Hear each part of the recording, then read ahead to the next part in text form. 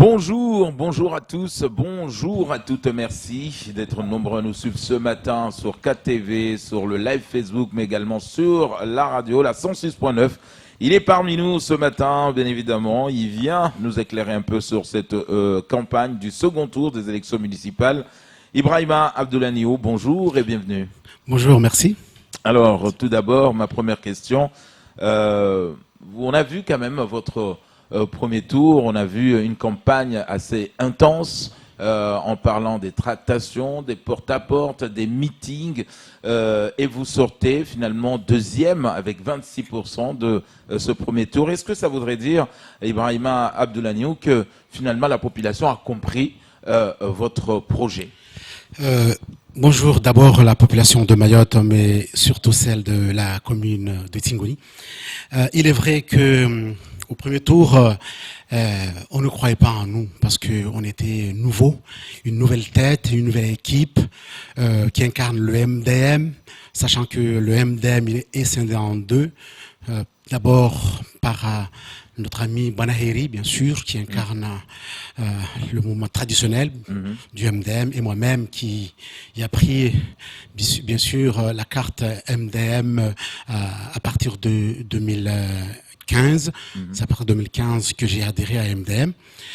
Et on ne croyait pas en nous, en disant MDM divisé, comment ce petit parti, déjà, dans la commune, va pouvoir aller se qualifier pour le deuxième tour.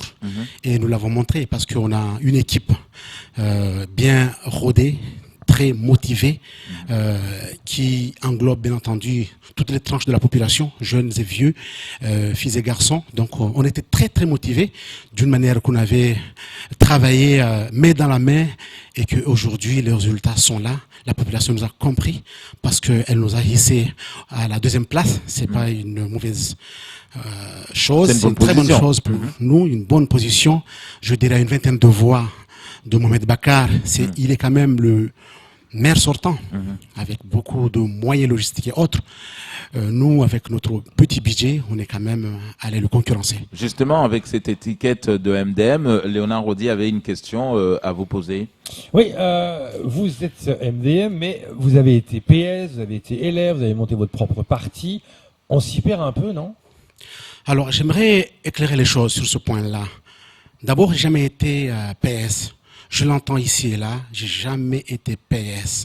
Au départ, je suis un militant LR de droite que j'ai milité jusqu'en 2008. En 2008, il s'est passé que la population de la commune de Tingoni, au sein du parti RPR, m'avait donné l'investiture. Dans un premier temps, nous, seulement les jeunes de Kombani, étant rassemblés pour désigner le candidat. J'ai été désigné candidat à Kombani. Ensuite, il y a un groupe qui a dit non, c'est pas lui. Il faut que ce soit un autre. Finalement, on a regroupé la cellule entière de la commune. Pareil, ils m'ont donné l'investiture. Sur le nombre de votants, j'ai été majoritaire. Mais il y a un autre groupuscule qui a dit non, c'est pas lui. Ils ont choisi par la force d'imposer Abdou Fils. Moi, j'ai dit non. En fait, mon groupe m'a dit non, c'est pas comme ça. Nous allons au combat. Et depuis ce jour-là, il est vrai, je quittais le LR, mais j'ai jamais incarné le Parti Socialiste. Ouais. Ce jour-là, j'ai créé mon mouvement personnel qui s'appelle le Nouvel Élan pour le développement de la commune de Tingoni. C'est ce mouvement-là qui a ensuite amené Ahmed Drama en 2014 au municipal, puis cette année, Ali Abdou au municipal également. Donc, quand on veut m'étiqueter PS et autres, non.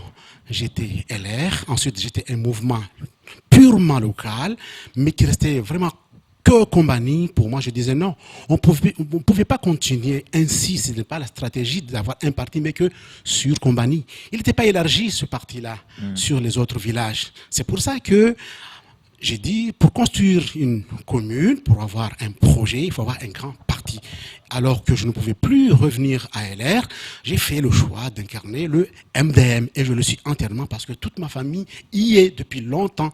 Je crois que j'étais l'enfant perdu en étant LR à l'époque. Mais maintenant, j'incarne, toute ma famille est derrière moi. Mes tontons, mes tatis, etc. Donc, je me sens moi-même dans mon bain au sein du MDM. Alors, Ibrahima Abdollaniou, on le sait que vous allez au combat dans ce second tour avec deux ténors, on va le dire comme ça. Hein. Donc, aujourd'hui, votre place, on sait qu'on peut vous appeler peut-être l'outsider qui arrive comme ça face à ces deux ténors.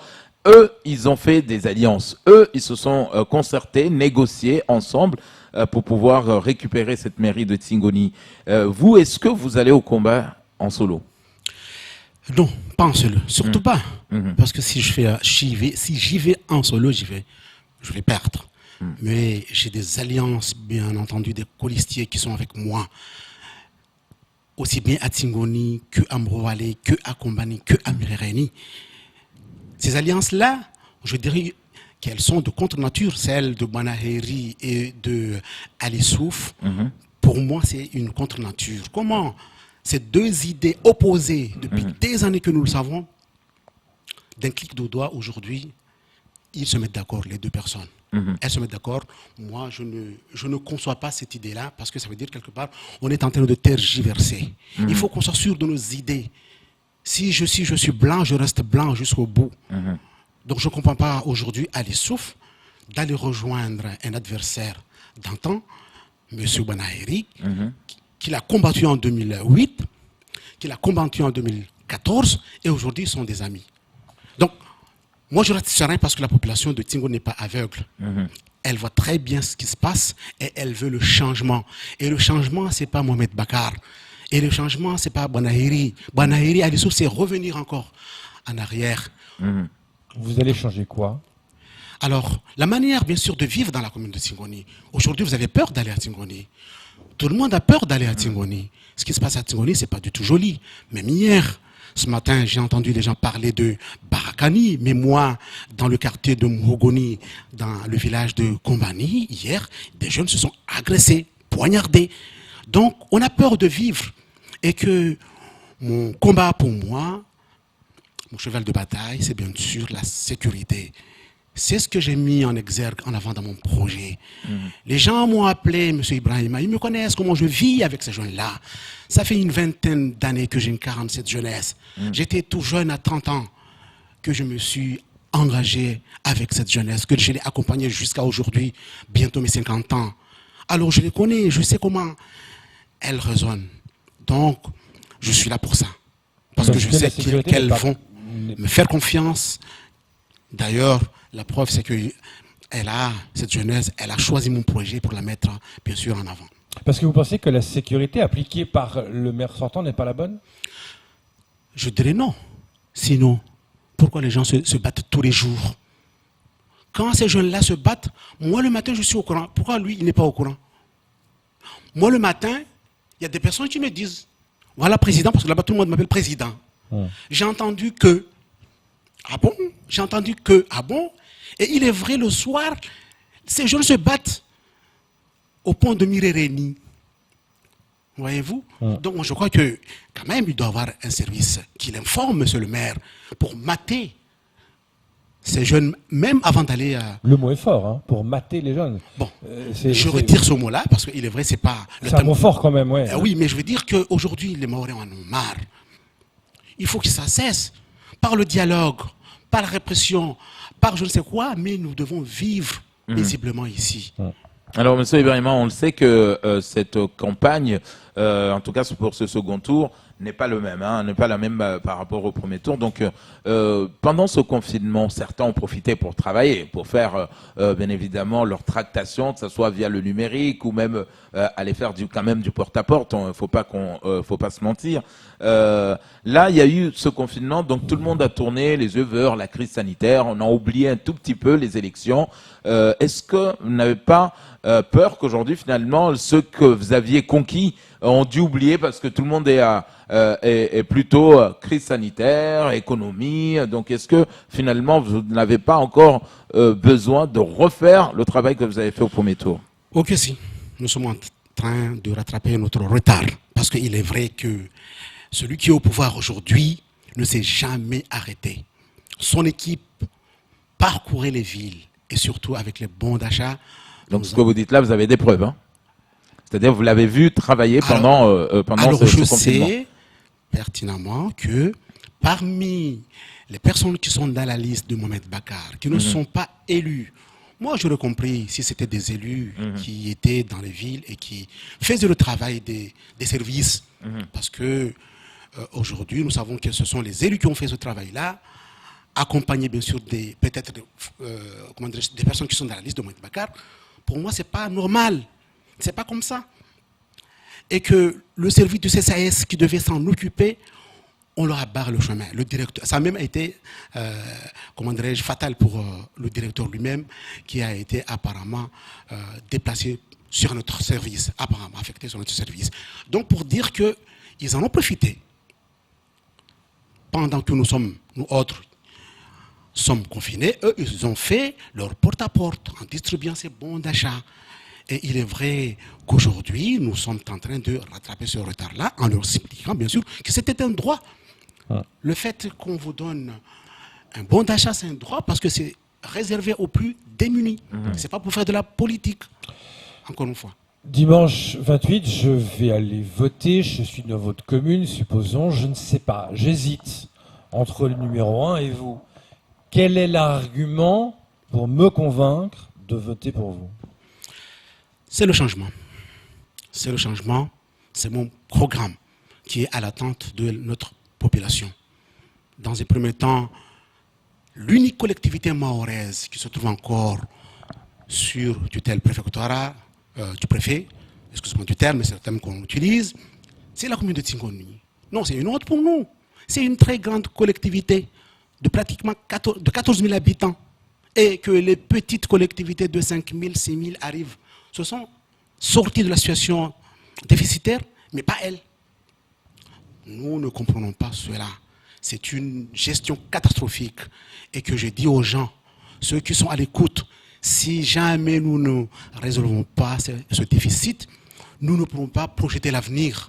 Donc nous d'ailleurs, devons travailler d'abord sur ça. Est-ce que ce déficit, à partir de là, la suite va suivre. Justement, ce déficit, Monsieur Ibrahima, si aujourd'hui, dès que lors vous serez élu, vous allez vous intéresser à ce déficit pour, en tout cas, le sortir de cette commune. Est-ce que ça voudrait dire que on va fermer des robinets, quelques robinets, pour faire des économies? On va augmenter une taxe quelque part pour faire des économies pour sortir de ce déficit? Non, pas du tout. Au contraire.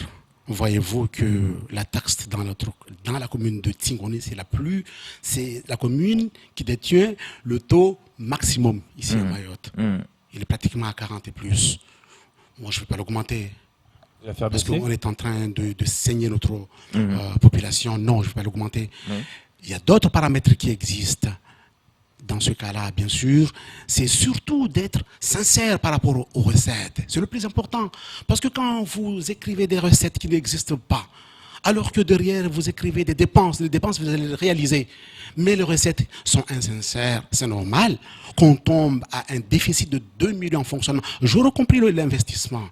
Parce que quand vous investissez, vous déployez des moyens, ensuite vous attendez qu'on vous rembourse. Mais le fonctionnement, il est calé. Ce sont des dotations qui tombent. Si vous voulez mal juger, c'est sûr qu'à la fin, vous allez vous retrouver avec 2 millions de déficit. Non, c'est inconcevable. Aucune collectivité ici à Mayotte ne fait ça. Donc, moi, ce serait ça. Être dans la sincérité budgétaire et ensuite utiliser les volets qui existent pour augmenter les recettes. Vous avez une vingtaine de voix d'écart au premier tour, vous l'avez dit tout à l'heure. On est en pleine crise du coronavirus, les gens ont peut-être peur d'aller voter. Est-ce que vous n'avez pas peur de l'abstention qui risquerait de faire pencher la balance d'un côté ou de l'autre? Oui, il est vrai que l'abstention déjà depuis le départ était très mauvaise. Là, chacun avait peur du corona. Aujourd'hui, ça s'est encore empiré, mais nous y travaillons de toute façon. Nous y travaillons, nous allons voir les personnes, celles qui ne pourront pas se déplacer parce que elles sont des personnes vulnérables. Nous essayons de leur dire de faire des procurations, mais surtout nous mobilisons la jeunesse. Il faut que la jeunesse aille voter avec les précautions qu'il faut. Donc nous restons confiants que la population va voter. Alors, Abdoul Haniyou, on le sait que pour l'instant, vous n'avez jamais été maire. vous êtes dans la position d'un candidat lambda, donc analyste, vous arrivez facilement aujourd'hui à faire le bilan quelque part, en tout cas votre constat, le vote, le propre, de ces anciens maires. Donc, qui sont vos adversaires aujourd'hui? Est-ce que le fait que si demain, si vous êtes élu maire, le fait de n'avoir pas encore cette expérience, est-ce que finalement vous n'allez pas vous retrouver dans la même gestion que ceux qui vous jugez aujourd'hui, qui sont vos pairs et des ténors de votre commune? Alors, à la différence des autres, excusez-moi, Oui. c'est que moi, je travaille dans une collectivité, ça fait 18 ans. D'abord en tant que directeur général de service pendant 13 ans, et ensuite en tant que chef de pôle qui s'occupe de l'administration générale et des finances. Je sais où je mets mes pieds. Je ne suis pas nouveau dans l'administration municipale. Je ne vais pas apprendre. Je vais mettre mes actions en œuvre dès que j'arriverai sur l'arène de la tête de notre collectivité. Il n'y a pas de doute, Kamarou, parce que je ne vais pas apprendre. Et ce ne sont pas mes chefs de service qui vont me donner une directive. Non. Les chefs vont suivre, bien sûr, la ligne que nous avons tracée dans notre programme et rien d'autre. Donc, je ne suis pas nouveau dans le domaine et je dis à la population de la commune de Tingoni de me faire confiance parce que je ne suis pas nouveau et j'incarne le changement et le changement, il sera dès qu'on sera sur place. Justement, le temps passe. Dernier instant pour vous. Vous regardez la caméra, vous adressez à vos électeurs et les encourager à voter pour vous. Allez-y. Mesdames et messieurs, les jeunes et vieux de la commune de Tingoni, la population de la commune de Tingoni, il est temps aujourd'hui de changer les choses. Nous vivons mal. Nos villes sont sales. Nous vivons dans l'insécurité. Rien ne fonctionne.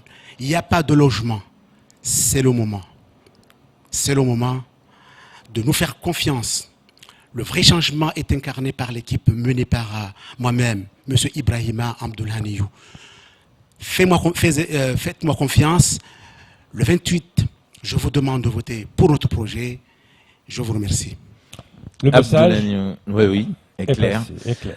Abdoulhaniyou Ibrahima, merci en tout cas d'être venu nous donner quelques points clés pour ce second tour. Vous l'avez compris, donc on souhaite bonne chance d'ailleurs à tous les candidats qui passent sur notre plateau. Ça sera tout pour ce second temps de parole.